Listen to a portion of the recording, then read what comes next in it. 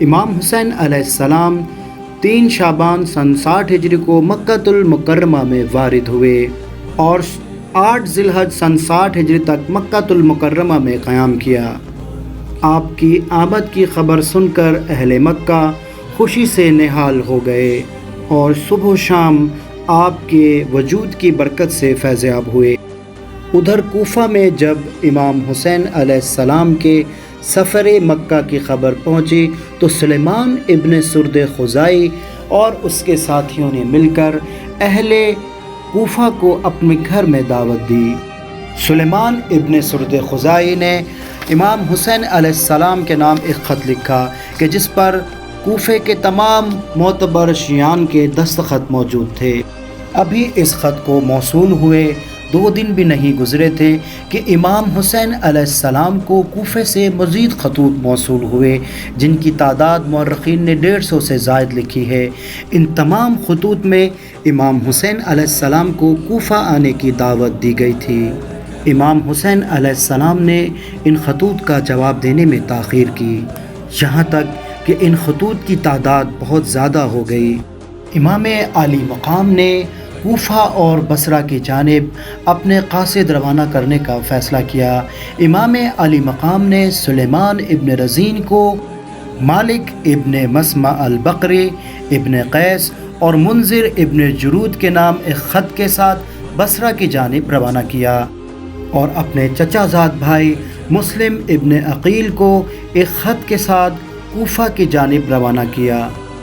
ادھر جب امام حسین علیہ السلام کو کوفیوں کی جانب سے خط موصول ہونے اور ان خطوط کے جواب میں امام حسین علیہ السلام کی جانب سے قاصد روانہ کیے جانے کی خبر اہل مکہ کو پہنچی تو اہل مکہ کی بہت سی معتبر شخصیات امام حسین کے پاس حاضر ہوئیں اور امام حسین علیہ السلام کو ممکنہ سفر عراق سے باز رکھنے کی کوشش کی۔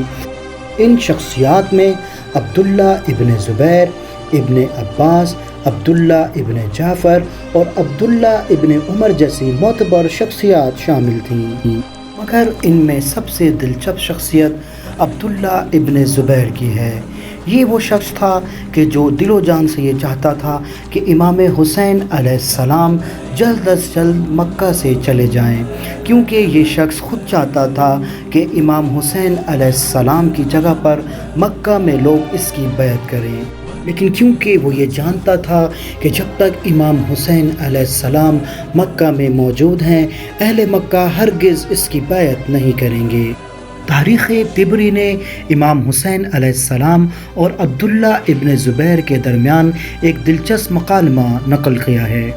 ایک روز عبداللہ ابن زبیر امام حسین علیہ السلام کی جناب میں حاضر ہوا اور امام حسین علیہ السلام سے ممکنہ حالات کے پیش نظر ان کے ارادے کے بارے میں پوچھا۔ امام حسین علیہ السلام نے جواب دیا کہ مجھے کوفے کے اشراف نے خط لکھ کر وہاں بلایا ہے، لہٰذا میں اس فکر میں ہوں کہ جلد از جلد کوفہ پہنچ جاؤں۔ جب امام حسین علیہ السلام کے اس جواب کو عبداللہ ابن زبیر نے سنا تو وہ دل ہی دل میں خوشی سے نہال ہو گیا اور اپنی خوشی کو چھپا نہ سکا اور امام حسین علیہ السلام سے کہنے لگا کہ واللہ اگر میرے بھی کوئی چاہنے والے کوفہ میں موجود ہوتے تو میں ہرگز دیر نہ کرتا اور فوراً خود کو ان تک پہنچا دیتا،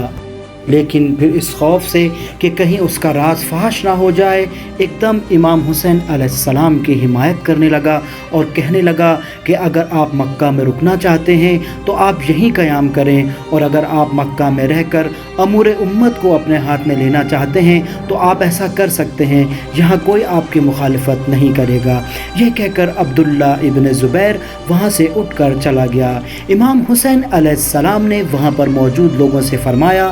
بندہ خدا کے نزدیک اس سے محبوب تر اور کوئی چیز نہیں ہوگی کہ میں حجاز سے نکل کر عراق چلا جاؤں، کیونکہ اسے معلوم ہے کہ میرے ہوتے ہوئے اسے کوئی دیکھنا بھی پسند نہیں کرے گا، لہٰذا وہ یہ چاہتا ہے کہ میں اس شہر سے چلا جاؤں تاکہ اس کا راستہ آسان ہو جائے۔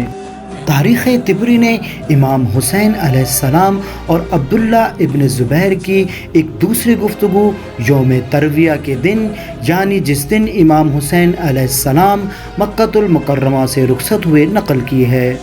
ابن زبیر نے امام حسین علیہ السلام سے کہا کہ اگر آپ یہاں قیام کریں تو ہم بھی یہیں قیام کریں گے، اور پھر ہم حکومت کو اپنے ہاتھ میں لے لیں گے، اور پھر میں آپ کی پشت پناہی کروں گا اور آپ کی بیعت کر لوں گا۔